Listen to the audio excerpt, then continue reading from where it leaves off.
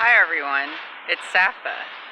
Today I'm making a video about trans people for Pride Month, and I saw it as fitting for me to include this big gay snake in the beginning of the video, and now I shall attempt to boop the snoot.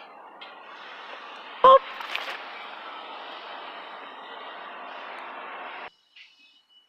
So that was interesting.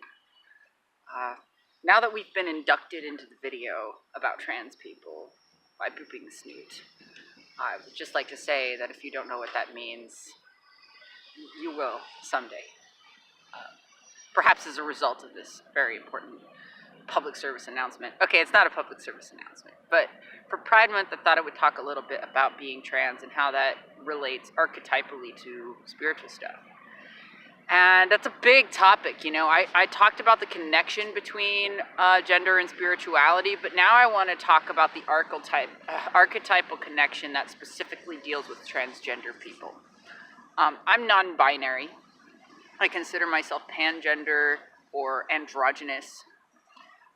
There's so many different titles under the umbrella of non-binary, but mostly it just means you don't identify with a gender that is either girl or boy on the binary or the gender spectrum, as they call it. So there's plenty more videos about all of that on YouTube, but I want to talk about two things: the death card in tarot and Scorpio in astrology. So let me start with Scorpio, actually, because I feel like to talk about the death card is pretty heavy to start with.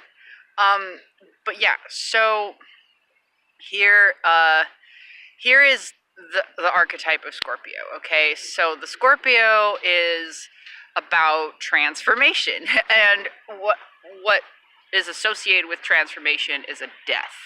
So Scorpio does represent death. Scorpio also represents sex.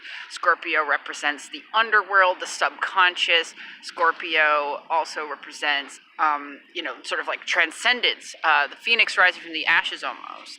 But yeah, it's kind of like, what are those ashes? The ashes are death. And for me, all trans people go through ego death. This is where you're you, but you're not you at the same time. Like, you're you, and then that you dies effectively and becomes another you. When I changed my name, and I'm going to make a video specifically about name change, but when I did that, a lot of people said, wow, I feel like blank name, my dead name, we actually call it dead names, I feel like that person is dead. And I'd be like, what? I'm still here. What are you talking about? But literally, I did become a different person when I transitioned, even though I'm just doing, the lowest amount of testosterone. And people can transition without doing hormones and gender correctional surgery, by the way. But that physical transformation of the body, it is like, in a sense, it's letting go of something. Usually it's breasts or penis and having that transform into something else. But you can be trans and have a transition without that, because you pretty much go through ego death, and then you start identifying in a different way and explaining yourself to people in a different way and acting in a different way and dressing in a different way, which is the true self, which is the true essence of yourself. And when we do this, we are also transforming society all around us. I don't know if you've noticed, but there's been gender-neutral bathrooms springing up everywhere, and a general acceptance these days. By acceptance, I don't necessarily mean like exaltation, like we're still, very oppressed, but like everybody's oppressed in a different way or repressed, and it's a spectrum like everything else. Everything is a spectrum. So I'm not saying that to excuse, any violence that may befall on trans people for being trans. But, Scorpio in its shadow side is also violence. There's other archetypes that are violence, but Scorpio is traditionally ruled by Mars, which is the violent planet. But in, like, evolutionary astrology, Pluto is what rules Scorpio. And so Pluto, as a planet, in everybody's chart, is where we kind of, where we see society transform, because it's a slow moving planet. So a lot of people of my generation of Pluto and Scorpio are going to end up being trans. And like, that's pretty cool, right? That there is a generational thing with it. And it's not necessarily that people of past generations haven't been trans.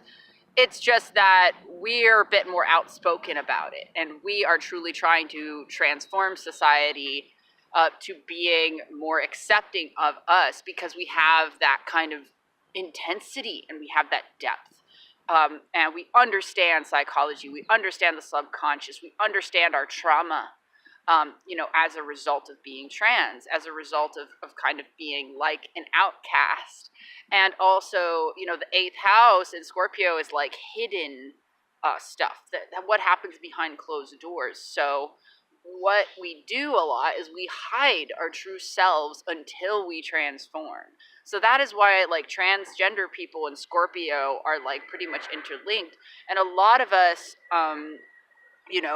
have gone through some heavy like sexual stuff, which, I'm not going to talk about that heavily triggering topic for very long, but I just wanted to throw it out there as well as like the shadow side of Scorpio. But this is where it gets really cool, you guys. Guys, girls, in-betweens, folks, peeps, friends.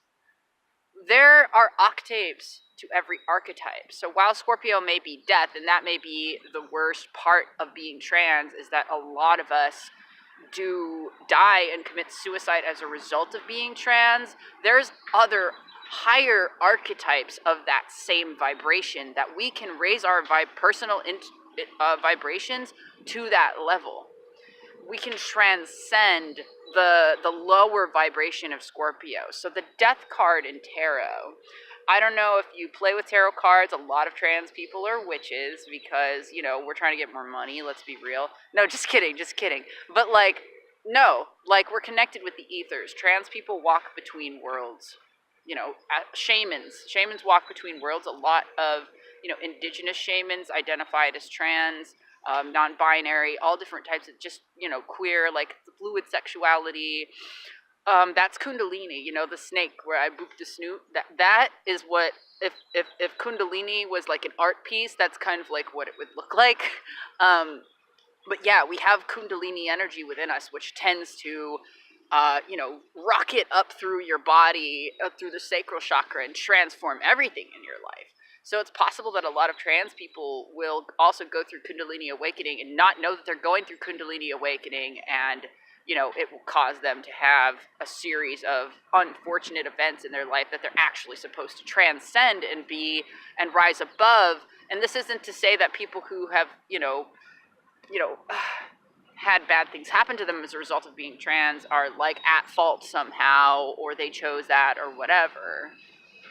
I'm just saying that we can, like, there's a certain octave of trans that's like, I can't because I'm trans, and there's definite limitations to what we have to transcend, but there's also a strength that comes along with it because of all the bullshit that we have to go through. So there becomes, so right now, I was going to talk about the death card, but I just want to say one more thing about Scorpio. Jupiter is in Scorpio right now in retrograde. So we're looking at all these things right now, and we're expanding on them. And that's kind of like the essence of Pride Month and of Pride parades. Jupiter is like, oh yeah, celebration, like, ooh baby, let's get it, let's wear the beautiful outfits and dance around and be sexy and grind on each other and have multiple partners, and like, yes, we're just expanding, sweetie. That's Jupiter.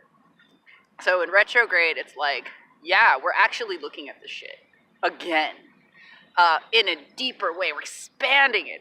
We're going so much deeper with transness right now, and I love every second of it. So the death card. The flag, represents, there's a white flower in the flag, that represents transformation and new beginnings. A lot of people when they transition just feel completely renewed. They feel so empowered and happy, and, at the same time, like, we see our old selves die, and we also see our, you know, so our sense of security is shaken because now people can see that we're visibly trans. So that's terrifying. Death is terrifying, you guys. So that ego death and the sort of like death of a sense of safe security comes along with that. And the skeleton is almost like it represents bare bones. So we're stripping ourselves down to bare bones of like what it means to be a human being when we transition. We're stripping ourselves down to the very essence and core of who we are. So it's kind of like, yes, I may be transitioning to this other gender, but the core of who I am is still me. My essence and my vibration is still unique. And it doesn't have to conform to any particular gender standard. There are gender standards that range masc to femme, I guess, throughout the whole, you know, world of all different cultures, and it depends on what culture you come from. Go watch my other video about the link between gender and spirituality where I explain that more. But, you know, the higher octave of the death card is like, you get to experience something new, something fantastically new, something that just transcends reality. You know, we change reality, and what we see around us doesn't seem to flow.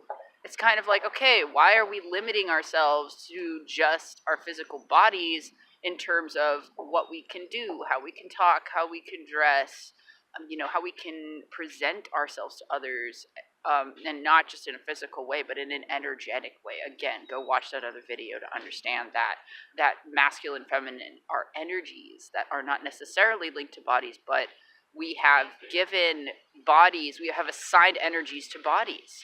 And I'm going to say this in so many videos because that is what I truly believe. That is my stance on the quote-unquote issue, is that these labels that we have for genders are egoic, right? They define the self, and the self is not a bad thing to have. If you think you don't have an ego while you're still here in a human body, I'm sorry, but you do. All these like spiritual leaders who think they don't have an ego, no, excuse me, they have huge egos. They have empires built around their names. That's having an ego, even if it's an egoless spiritual ego. Okay, so the ego is not bad, but what can be bad is when we're trying to force other people to see us the way that we see ourselves, to have the same expanded, deep, subconscious, transformative perspective that we have. No, pride is not about trying to control other people's opinion of us. Pride is about getting up and saying, I'm fucking here. I'm here. Yeah, obviously I have a lot of really deep feelings about this because sometimes I just feel like I'm not there. I am though. I mean, you are. We are. Thank you for watching this. I truly, really appreciate you, whoever you are, whether you're trans or not, and watching this. I give out a shout out to my straight friends, straight hetero or cis, whatever, non-trans friends who've really been there for me in this too. That they really try to understand, even if they totally can't, but understand this, that you can transform your energy without a label, without changing the label to your ego too. Like, I feel that the future is trans in the sense that we're transcending, you know? The Aquarius too, trans is very Aquarius. So if you want to know more about Aquarius, I'm definitely going to be making videos about Aquarius because I'm an Aquarius moon. But for now, I think I'm out of time on my video, and I just made the biggest statement I could by bearing my true emotions in front of this camera about being trans and what I really feel that it means. So your death is a transcendence, and it is reaching for source, it is reaching for truth, and it is being wholly present and proud of who you are. And then you will transform and be reborn, and you will spring to life. Blessed be everyone. Happy Pride Month. Please like and subscribe and share this video if that's what you want to do. Thanks so much. Ciao for now.